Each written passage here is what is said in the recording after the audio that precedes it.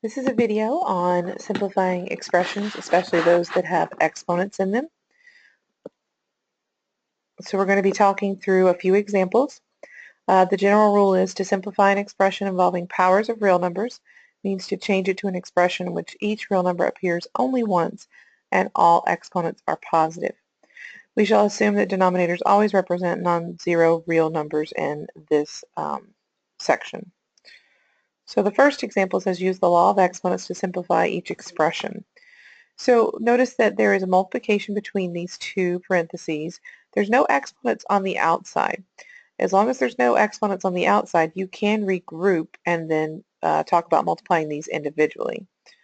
So let's think about regrouping this so that we have 3 times 4, which are the coefficients, times x to the third times x times y to the fourth times y to the fifth. Okay, well 3 times 4 is just 12. X to the third times x to the first. These have the same base. When you have same base and you're multiplying, you add the exponents. So 3 plus 1 is 4. And it is understood that that's a 1, so you do have to know that. Same rule applies here. This is same base, y and y. We're multiplying between them, so we add the exponents. So that would be positive 9. So that is the simplified version of that first example. Looking at part B, we have 2a squared b cubed c all to the fourth power. We had another property that says if you have multiple bases inside and you have a power on the outside, as long as this is multiplication or division, it cannot be adding or subtracting, then you are allowed to then apply the power to everything that is a base on the inside. So if I wanted to rewrite this, this would be 2 to the fourth, a squared to the fourth, b to the third to the fourth, and c to the first to the fourth. Now we're going to work out our rules. So 2 to the fourth is just 2 to the fourth power. So if you think of 2 times 2 times 2 times 2, that actually comes out to 16. This is different than what we were doing in the previous example. This is a single base with 2 powers. If you imagine writing this out, you would write a squared 4 times, and then each of those a squareds could be broken down into 2 a's. So that actually gives you a group of 8. So the rule is that when you have 2 powers on the same base, we would multiply. So that would be a to the 8th. 3 times 4 would be b to the 12th. And 1 times 4 is still 4. So that would be the simplified version of B part. C is a little more complex. We have some powers on the outside, and we have fractions, and then we're also multiplying between the two things. So the first thing is you can't multiply any of this together across yet until you have actually taken care of the outside powers.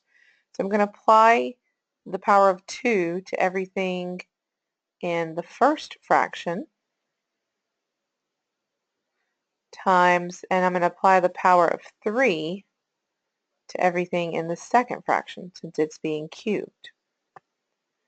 2 squared is 2 times 2, so that would be 4. This is again the same rule we just saw a minute ago, so 3 times 2 is r to the 6th. S to the first times 1 times 2 is still 2, so s squared times s to the first times 3 would be s to the third.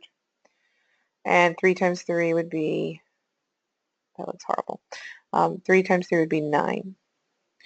Okay, so if we wrote this as one fraction, because when you multiply with fractions, remember you do top times top, bottom times bottom.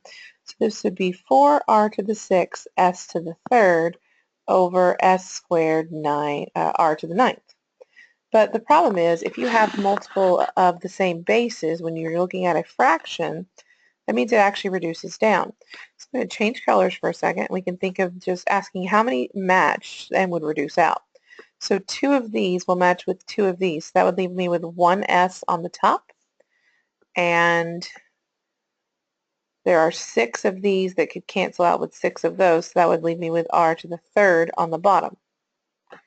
That's again the subtraction rule, but I find that it's sometimes easier just to think of it as what cancels out. So on top we have a 4 and an s to the first, and in the denominator there's r cubed. That would be the final answer for that one. And then this next one has some negative exponents involved. Negative exponents, remember, we talked about if you have something to a negative exponent power, that means it's in the wrong location of the fraction. For our purposes, if we want things to have positive exponents, which is what our directions said. So if you encounter something, you move it to the other part of the fraction. Again, there cannot be any adding or subtracting going on. It has to just be a singular term or a term in a parentheses.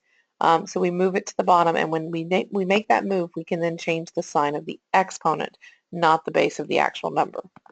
So in this case, I actually have a -3 on the outside too, so I think I'm going to try to combine some rules. So if we apply the -3 power to everything inside that parentheses, since this is being connected by times, we can then use the power rule again. So this is -2 times -3, so that would be u to the 6th. And this is 3 times -3, so that would be v to the -9th. And because we want positive exponents in our final answer, this one is one that has a negative exponent, which means it's in the wrong location. So u to the 6th is going to stay up in the numerator, and this v to the 9th is going to move to the denominator. So that is my final answer. And notice I don't reduce anything out because these are different bases. Before, when we were reducing, we had same bases. Oops, sorry about that. Hit the wrong button. This is just two more theorems on negative exponents. If you have a negative on both top and bottom, essentially that just means the whole fraction is getting flipped. If you also have a fraction with a negative on the outside, another way of thinking of that is just flipping the inside fraction and changing their location, and then it becomes a positive exponent. You don't have to use those theorems, but sometimes they're useful to save you some work. So let's look at this first one right here. This is example 2, which just says simplify. It is understood in our book that if they say simplify, they want positive exponents in the final answer. So when I think about this one, that might be the first thing I might take care of, is we've got some negative exponents that are kind of throwing off what we could reduce, because you can't, it's not really something I would try to reduce when the exponents are not both positive. So I can also reduce 8 over 4. 8 over 4 is divided by 4 on both top and bottom, so that just leaves you with a 2 over a 1, so just 2. The x cubed is happy where it's at. The y squared is happy where it's at, but the y to the negative fifth, and the x to the -1 both have negative exponents. So the x to the -1 would move up, become a positive 1. The y to the -5 would move down and become a positive 5. So now notice that all the x's are on top and all the y's are on bottom. So this is actually the addition rule, because we're multiplying two bases that are the same together, so we add their exponents. So that becomes x to the 4th over 2 plus 5, which is y to the 7th.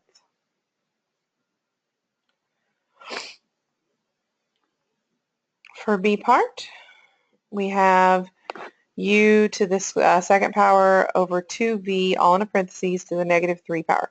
This is where I said sometimes the theorems might be useful. You could apply the -3 to everything, but that's going to create this 2 to a -3 power, which a lot of students are more likely to mess up. So another alternative is to just think, well, if it has a negative exponent on the outside, I'm just flip-flopping everything inside. Now, where I will caution you, where this could be dangerous for some students, is that if you have a negative exponent inside already, if you're doing the flip where you just flip the whole fraction, the only thing that can change signs is the outside power.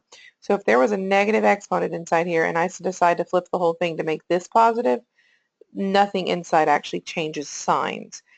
So that is somewhere where you could get into trouble if you're not paying attention. But everything inside here had a positive power. So when we flip it now, this now becomes a positive 3. And so this is 2 to the 3rd power, v to the 3rd power, over u squared to the 3rd power. 2 times 2 times 2 is 8. V to the 3rd power, just be v3. So v to the 3rd, and 2 times 6, because that's power, would be u to the 6th. Or I think I said 2 times 6, but it's 2 times 3, which is 6.